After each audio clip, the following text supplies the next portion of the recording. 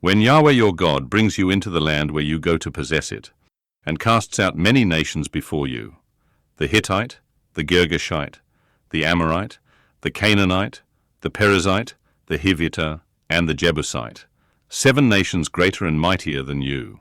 And when Yahweh your God delivers them up before you, and you strike them, then you shall utterly destroy them.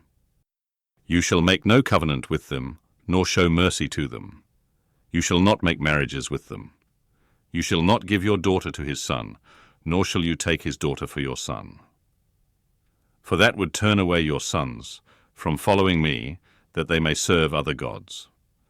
So Yahweh's anger would be kindled against you, and he would destroy you quickly.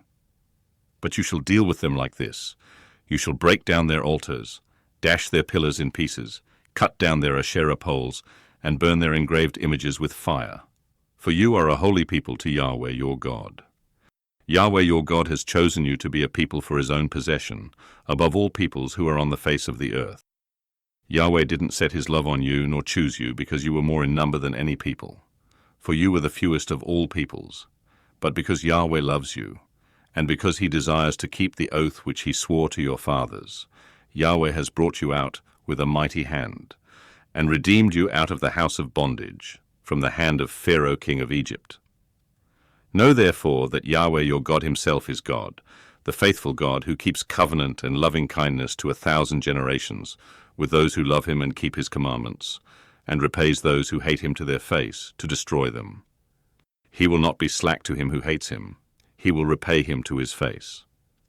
You shall therefore keep the commandments, the statutes, and the ordinances which I command you today, to do them.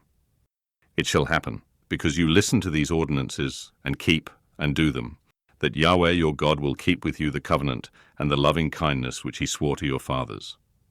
He will love you, bless you, and multiply you. He will also bless the fruit of your body, and the fruit of your ground, your grain, and your new wine and your oil, the increase of your livestock, and the young of your flock, in the land which he swore to your fathers to give you. You will be blessed above all peoples.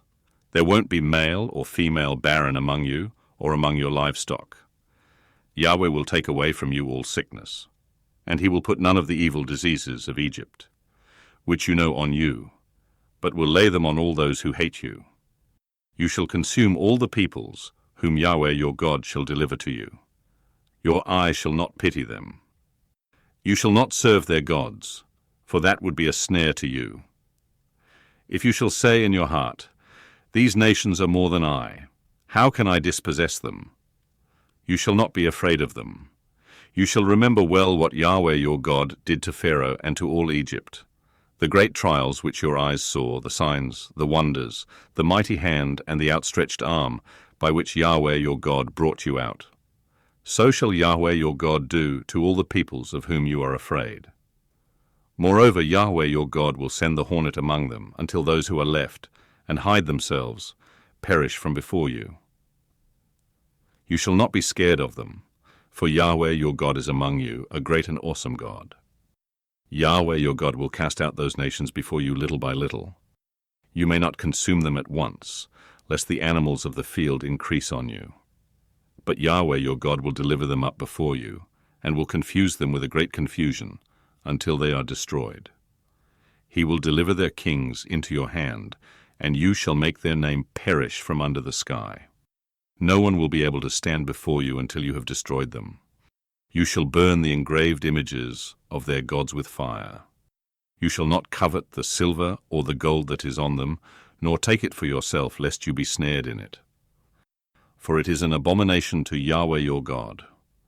You shall not bring an abomination into your house and become a devoted thing like it. You shall utterly detest it. You shall utterly abhor it, for it is a devoted thing.